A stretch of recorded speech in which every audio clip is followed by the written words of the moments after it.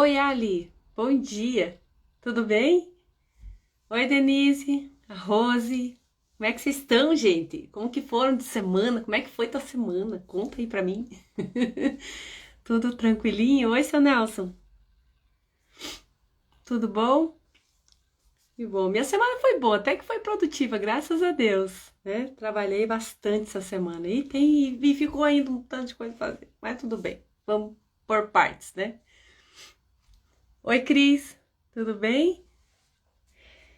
Então vamos ver o que o Senhor tem para nós hoje, para nos alimentar no dia de hoje, através da sua palavra, para abrir, que o Senhor abra o nosso entendimento para essa palavra, que a gente consiga viver ela, compreender e viver essa palavra na íntegra, daquilo que precisa. Oi, Cris, tudo bom? E ontem nós lemos, acho que era o 3, né? Vou ler o 4, a partir do 4. Tá tudo bem aí, Rose? Que joia! Que bom que vocês estão aí, que bom que vocês estão bem e que Deus abençoe, né? Nossa sexta-feira, que abençoe o nosso final de semana. O seu Nelson também muito trabalha, muita coisa para fazer, né, seu Nelson? Ele mora numa chácara também, eu entendo. Tô morrendo de saudade lá da chácara já.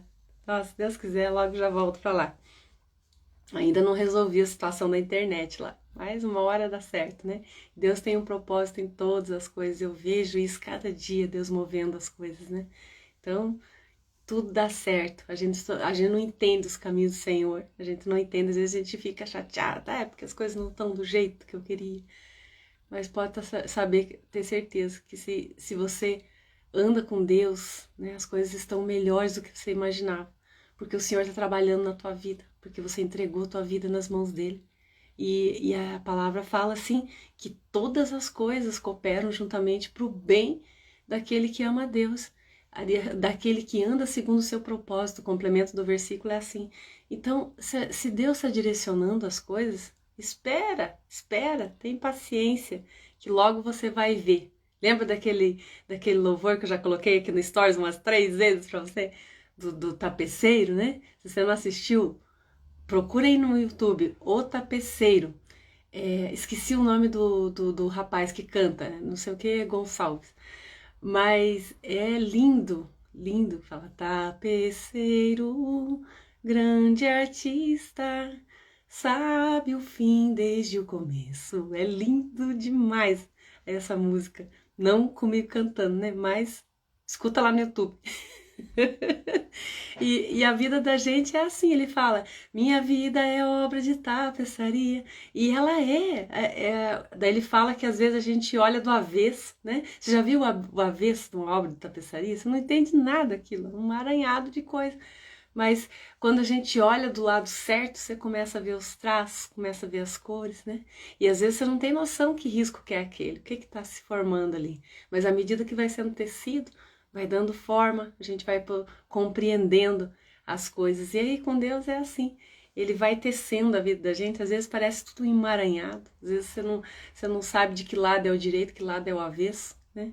Mas dali a pouco começa a ficar claro e começa a se formar os primeiros desenhos. Você vai ver, né? Então vamos lá, 4, versículo 4 do 51 de Isaías. Eu não lembro se a gente leu ontem ou não leu, mas vamos ler de novo se a gente leu, não tem problema, né? Atendei-me, povo meu, e escutai-me, nação minha. Acho que nós já lemos, né? Vamos lá. Porque de mim sairá a lei e estabelecerei o meu direito como luz dos povos. Porque de mim sairá a lei e estabelecerei o meu direito como luz dos povos. Já entendeu aqui do que Isaías está falando, profetizando aqui? De mim sairá a lei. Lembra lá em Jeremias, quando a gente leu lá em Jeremias 31, 31? Vou te lembrar. Diz assim, ó. Eis que aí vem dias, diz o Senhor, em que firmarei nova aliança com a casa de Israel e com a casa de Judá. Não conforme a aliança que fiz com os seus pais no dia os que tomei pela mão para os tirar da terra do Egito, porquanto eles anularam a minha aliança. Não obstante eu os haver desposado, diz o Senhor. Porque esta é a aliança que firmarei com a casa de Israel. Presta atenção. Depois daqueles dias, diz o Senhor, na mente lhes imprimirei as minhas leis e também no coração as inscreverei. E eu serei seu Deus e eles serão o meu povo. Então, o Senhor está falando aqui a respeito do Espírito Santo. Aí ele diz assim, ó, no 4 de novo, ó, atendei-me, povo meu, e escutai minha nação, né? Escutai-me, nação minha, para que porque de mim sairá a lei e estabelecerei o meu direito como a luz dos povos. Então, ele está dizendo assim, naqueles dias eu vou imprimir a lei lá no coração de vocês, não vai ser mais aquela lei conforme eu tirei vocês lá da terra do Egito. Ele está falando para o povo, aquela lei que Moisés escreveu nas tábuas lá, lembra? Os 10 mandamentos. E ele falou assim, agora não, eu vou imprimir no coração de vocês, como Jeremias profetizou ali. E aqui ele está dizendo, porque de mim sairá a lei.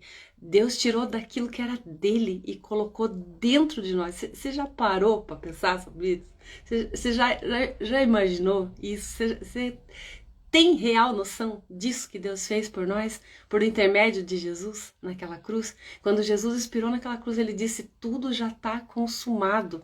Ali, ele nos deu autoridade para ser morada de Deus. A Bíblia fala assim que todo aquele que nele crê já está salvo, e aquele que não crê já está condenado. Jesus foi a luz do mundo. O Espírito Santo, ele é luz para a nossa vida. Nós já falamos bastante sobre isso, né? Que ele vem, quando a luz entra, você vê as coisas com clareza à sua volta. Eu tô minha garganta irritada, tô tomando um pouquinho d'água aqui, já tomei um monte já. É que eu falo meio pouco, sabe? Aí irrita bastante minha garganta, não sei porquê. Ontem foi um dia que eu saí de tarde, mas nós conversamos muito. Então a garganta cansa, né? E ali essa luz para nossa vida, que é o Espírito Santo de Deus, ela vai iluminando os nossos caminhos, e fica muito mais fácil de andar, na luz. E ali ele falou, porque de mim sairá essa luz, e estabelecerei o meu direito, de mim sairá a lei, e estabelecerei o meu direito como luz para os povos. Então, assim, a partir do Espírito Santo de Deus colocado dentro de nós, Deus habita hoje dentro de nós. A palavra fala lá em Efésios, vou ler mais uma vez com você. Efésios 1, no versículo 13. Esse capítulo 1 parece que é um parágrafo só, assim, ele é tudo emendado uma coisa na outra. Mas depois você lê com calma para você ver o contexto. Mas no 13 ele diz assim, em quem também vós, depois que ouvistes a palavra da verdade, o evangelho da vossa salvação, e tendo nele também crido, fostes selados com o Espírito Santo da promessa. Então, a partir do momento que a gente ouve a palavra da verdade, que ouve a palavra do evangelho, as boas novas de Deus, né? O que é o evangelho? Eu amo esse versículo de João 3,16, porque o evangelho é esse versículo. É o versículo que norteou tudo isso que a gente tá fazendo aqui, né? Quando eu falei pro Senhor que eu tinha vontade de falar a respeito da palavra, que eu tinha vontade de falar. E eu falei, eu vou fazer isso na internet, mas em qual horário, né? Porque tem que ser um horário que eu consiga fazer todos os dias. E aí o Senhor colocou no meu coração esse versículo, 3,16 de João, né? Eu falei, nossa, 3 da manhã é muito cedo, né? Tem misericórdia, Senhor. Aí ficou 6:16. Então nós estamos aqui em 6:16, lembrando desse versículo aqui, que diz assim, porque Deus amou ao mundo de tal maneira que deu o seu Filho unigênito para que todo aquele que nele crê não pereça, mas tenha a vida eterna. Esse é um resumo do Evangelho. A boa nova é que Deus enviou Jesus em carne a esse mundo, o verbo se fez carne, a palavra fala assim, e habitou entre nós. Então Jesus era o verbo, a palavra de Deus no meio de nós. E essa palavra veio nos dar direção daquilo que era a vontade de Deus para as nossas vidas, daquilo que era a verdade de Deus para que a gente andasse por ela. Esse é o evangelho de Jesus, esse é o evangelho. E quando você crê nisso, não, eu creio que Jesus é o Filho de Deus, que ele veio a esse mundo, que ele pisou aqui nessa terra, que ele morreu naquela cruz para o perdão dos nossos pecados, porque existe um princípio bíblico aqui, um princípio da palavra de Deus, que fala assim que sem derramamento de sangue não há remissão dos pecados, né? Até os demônios sabem disso, né? Então, quando Jesus expirou naquela cruz, derramou seu sangue, ele falou, está consumado, porque a partir dali, todo aquele plano de resgate da humanidade que Deus falou lá no Éden, quando o homem escolheu o pecado, né? Quando ele escolheu desobedecer a Deus. Deus falou assim, a partir da semente da mulher virá aquele que pisará a cabeça da serpente. E esse é o cumprimento da palavra, quando Jesus falou, está tudo consumado. Todos os profetas que você lê aqui na Bíblia apontam para Jesus. Todo o Antigo Testamento aponta para Jesus. Deus falou de Jesus para Abraão. Deus falou de Jesus para Moisés. E tá tudo embutido ali na palavra. Deus falou de Jesus muito para Isaías, que ele é considerado o profeta messiânico. Esse livro que a gente está lendo fala inteiro de Jesus, da vinda de Jesus. Deus falou de Jesus para Jeremias, que é esse trecho que a gente acabou de ler. Então, toda a palavra do Antigo Testamento aponta para Jesus. Aí, quando chega no Novo Testamento, que é o cumprimento de tudo isso, Jesus falou, eu não vim para julgar a lei, né? Nem para mudar a lei, eu vim para cumpri-la. Ele falou isso, eu vim para cumprir a lei. E os profetas, ele disse, eu vim para cumprir a lei e os profetas. Então, tudo aquilo que foi falado lá atrás, nessa lei, nos profetas, se cumpriu em Jesus. Ele disse, pronto, está consumado. Aqui está consumado. Já foi feito o plano de Deus. Tudo aquilo que os grandes homens de Deus ouviram da parte do Senhor. Davi ouviu sobre o Messias. Tem vários salmos de Davi que ele fala do Senhor. Ele fala lá de Senhor dos Senhores, né? Então, tudo aponta para Jesus.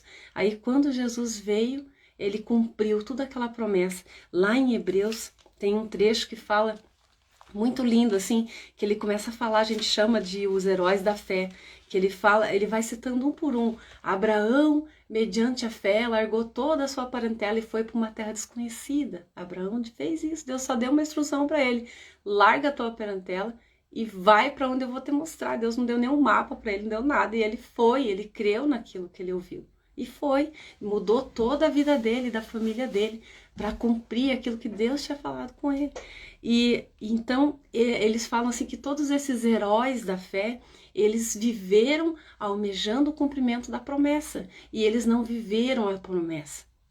Não viveram esse tempo do derramamento do Espírito, não viveram esse tempo onde Deus passou a habitar dentro do homem e a lei agora está impressa dentro do nosso coração. A gente não precisa mais das tábuas da lei, a gente não precisa mais do livro de Levítico para seguir todas aquelas ordenanças para que a graça e o favor de Deus venha sobre nós.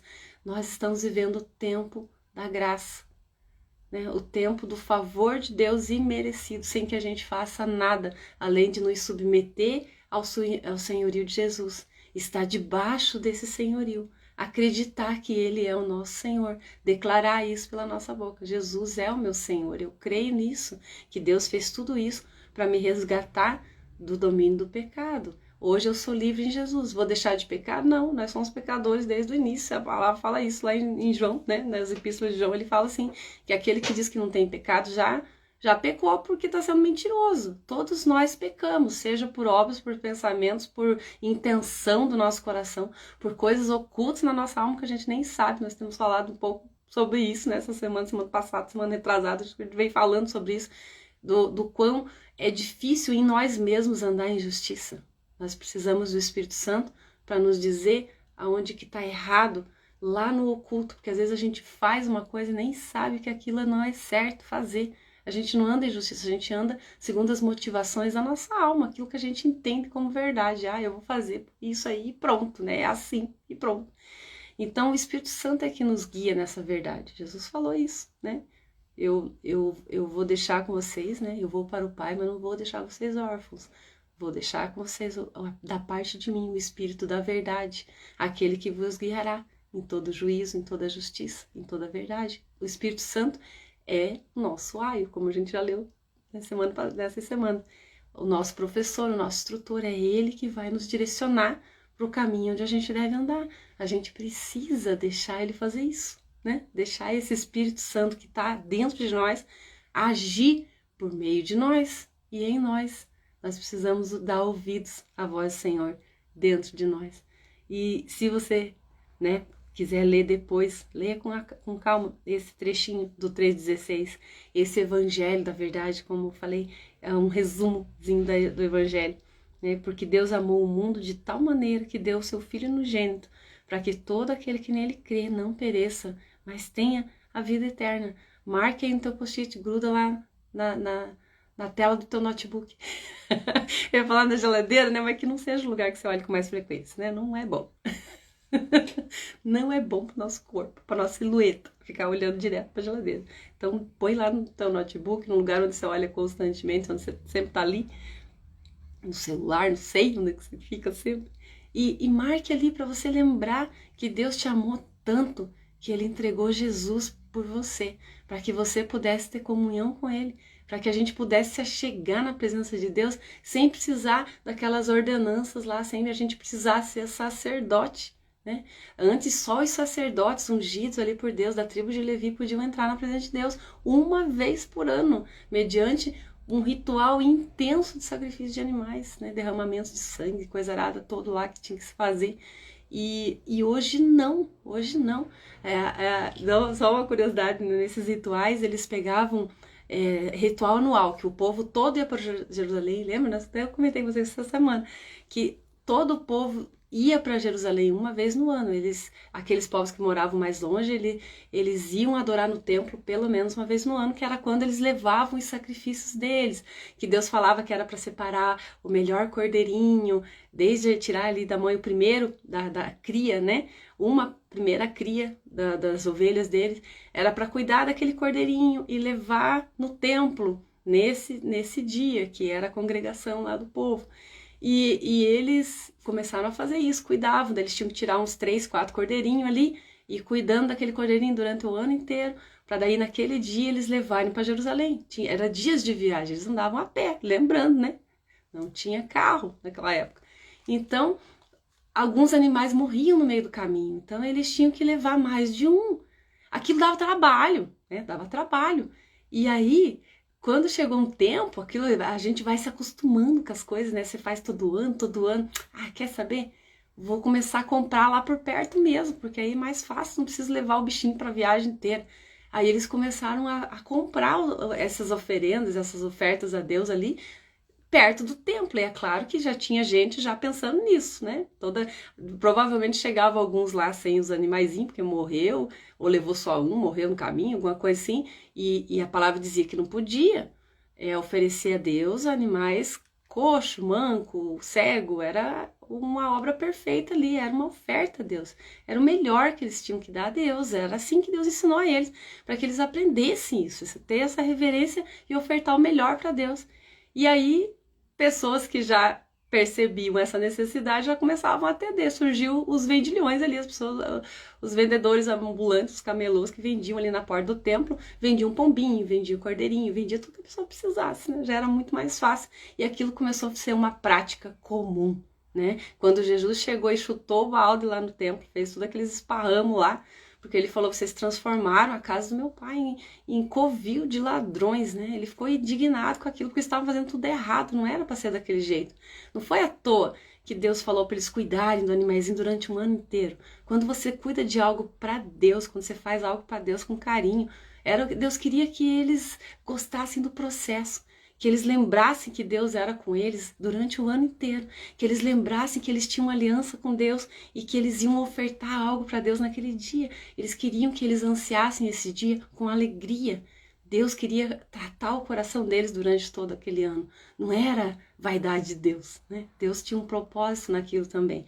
Aí lá no livro de Malaquias você também vai ver assim, o profeta revoltado com tudo aquilo que estava acontecendo, mesmo antes de Jesus vir, pelo menos uns 400 e poucos anos antes de Jesus, porque teve na Bíblia aqui 400 anos de silêncio, e Jeremias, Malaquias, né? Foi um dos últimos profetas ali que está ali no Antigo Testamento, e ele profetizou todas essas coisas, que da vinda de Jesus, ele falou bastante a respeito do cumprimento da palavra de Deus, e daí Deus se calou. Deus não falou mais por intermédio de profetas por 400 anos. A Bíblia representa isso através dessa página em branco que tem entre o último livro da Bíblia, do Antigo Testamento, e Mateus, né? Aqui, ó, deixa eu ver aqui. Que é Malaquias mesmo, o último livro da Bíblia, do Antigo Testamento, aqui, ó. Vem Malaquias, aí ele fala, profetiza tudo aquilo que Deus, né, já tinha falado várias vezes, mas ele relembra o povo. E daí tem essa página em branco aqui, ó. Daí começa o Novo Testamento, simbolizando os 400 anos de silêncio de Deus. Então, Deus fala aquilo que às vezes Deus não fala com a gente fala, ai, Deus não fala comigo, Deus não fala. Pode ter certeza que ele já falou, pode ter certeza, porque ele não repete, que ele já falou, se não tem necessidade, se você não está cumprindo aquilo que Deus está falando. Às vezes Deus falou alguma coisa, mas não era bem o que você queria ouvir, aí você não andou naquilo, né? Ah, não vou para tal lugar, né? Por exemplo. Aí Deus não fala mais nada, porque Deus não tem que concordar com a gente. Deus tem que seja feita a vontade do Senhor. Jesus falou pra gente orar isso diariamente, né? Pai nosso que estás no céu, seja feita a tua vontade e não a minha. É assim que tem que ser feita a vontade de Deus e não a nossa, porque a gente não conhece a vontade de Deus na plenitude dela. A gente não conhece aquilo que é bom para nós integralmente. Deus, ele age assim como o tecelão, né? Ele vai fazendo, vai tecendo ali o ponto. Lá no final que você vai ver o que se formou de tudo aquilo. Então a gente precisa confiar no Senhor a esse ponto, sabe? De não ficar questionando as coisas, de não ficar batendo pé e murmurando, reclamando, né? Uma vez eu ouvi alguém falar que quando a gente reclama, é uma soberba, porque a gente tá, é como se a gente estivesse falando para Deus, ó, Senhor, no teu lugar eu faria melhor do que está acontecendo comigo agora. Eu estaria fazendo muito melhor do que o Senhor está fazendo hoje comigo. Então, a murmuração, a reclamação é uma revolta contra Deus, é uma altivez contra aquilo que Deus está agindo na tua vida, né? Se você acha que tem alguma coisa que está muito errado, coloca diante de Deus, peça, Senhor, o que eu preciso aprender com tudo isso para que mude essas coisas que eu estou vivendo. O que eu preciso fazer? Sempre é eu, não é o outro. É eu que tenho que mudar, eu que tenho que melhorar. A hora que eu melhoro, o outro muda também, né? Porque é Deus que move todas as coisas. O coração dos reis está nas mãos de Deus. Tem um provérbio que fala alguma coisa nesse sentido. Deus move o coração, moveu o coração até de Faraó lá. Deus falou para Moisés, ó, vai lá e fala para ele que eu vou libertar o meu povo, que eles vão sair daqui do Egito e vão para a terra da promessa que eu prometi a eles. Mas ele não vai concordar com você. E aí Moisés ia assim mesmo, né? Coitado. Passava tudo aquilo e sabia que que o faraó não ia concordar e ele ia voltar. E aí Deus mandava pragas para o Egito, né? Tem lá na história, no Êxodo, todas as pragas que Deus mandou pro povo, para que castigando o povo por conta daquilo, para que eles libertassem o povo de Israel dali. E então Deus, aí a palavra fala assim, e Deus endurecia o coração de Faraó. É tão interessante, né? Deus mandava Moisés lá pedir pro Faraó.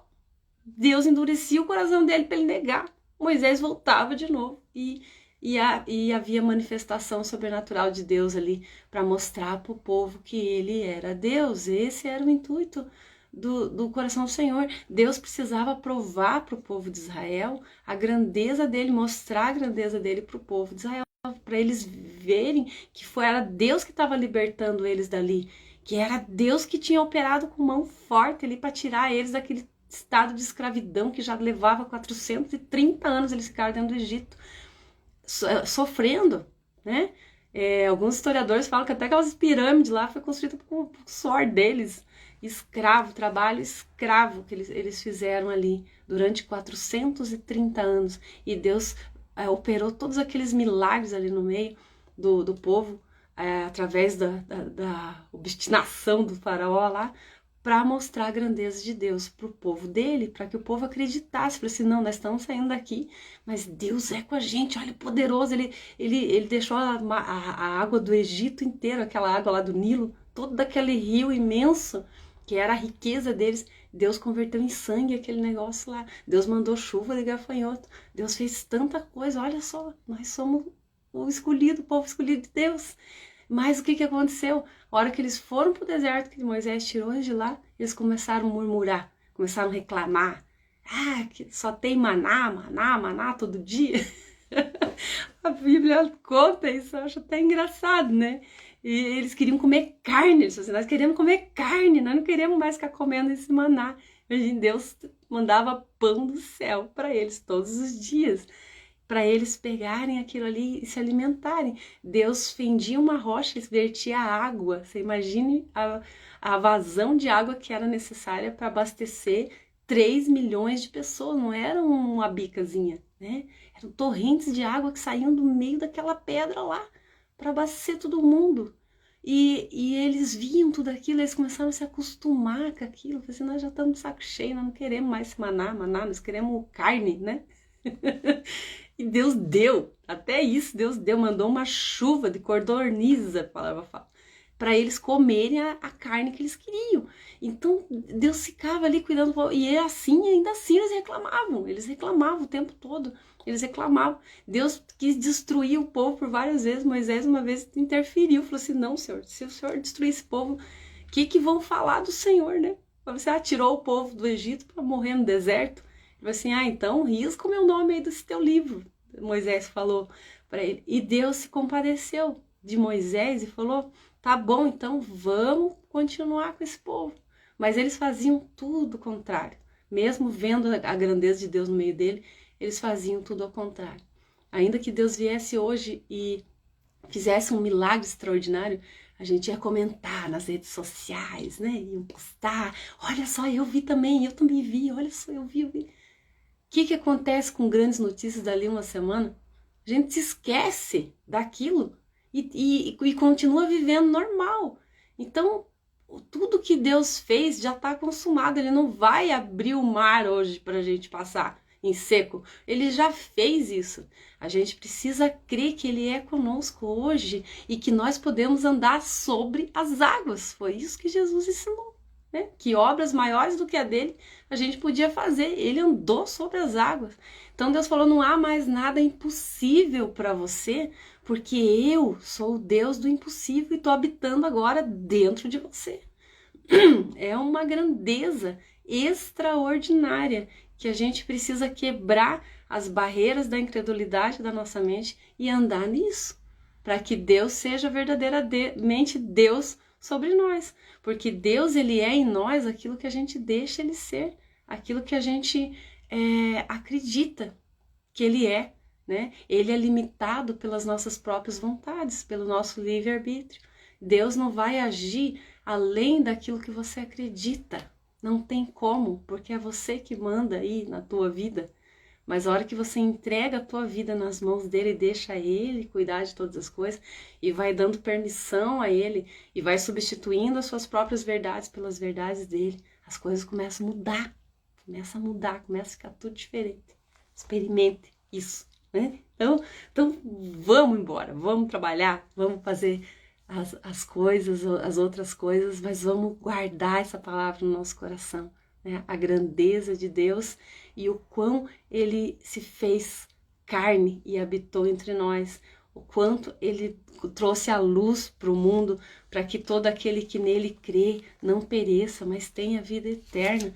Deus fez tudo isso para que a gente tivesse uma vida boa, né? Que a gente não perecesse, não passasse por sofrimentos, por dificuldades, mas tivesse uma vida eterna ainda com Deus, depois que tudo isso aqui passar. Então, o propósito de Deus e o plano de Deus não falhou. Nós é que não deixamos Ele tomar as rédeas das coisas. A gente precisa ter Deus como Senhor da nossa vida e não como servo. Né? Às vezes a gente olha para Deus e só fica pedindo coisa, achando que Ele tem só a obrigação de nos atender. Ele não é nosso servo, Ele é nosso Senhor. Nós precisamos obedecer, nós precisamos nos submeter a Ele, a essa autoridade. Amém? Beijo grande para você. Ó, só marcando aí pra gente não esquecer. Acho que até vou marcar aqui. Que segunda-feira a gente chega aqui, não sabe nem onde que tava, né? Então nós lemos apenas o versículo 4. de Jeremias. E a gente vai continuar segunda-feira a partir dos 5, se Deus quiser. Beijo, Deus abençoe aí a sua semana, que Deus abençoe o seu final de semana. E continue essa devocional aí. Deus não colocou no meu coração de eu fazer sábado e domingo. Sábado e domingo é você e a sua família. Você vai abrir a palavra, você vai ler junto com a tua casa.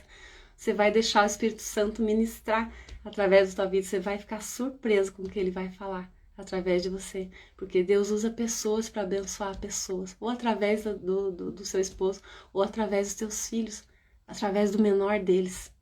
Deus age em tudo e em todos, né? A gente que não tem ouvidos para ouvir às vezes, deixa passar, né? Não deixa passar nada. Confia no Senhor que Ele está no controle. Beijo, até segunda, se Deus quiser.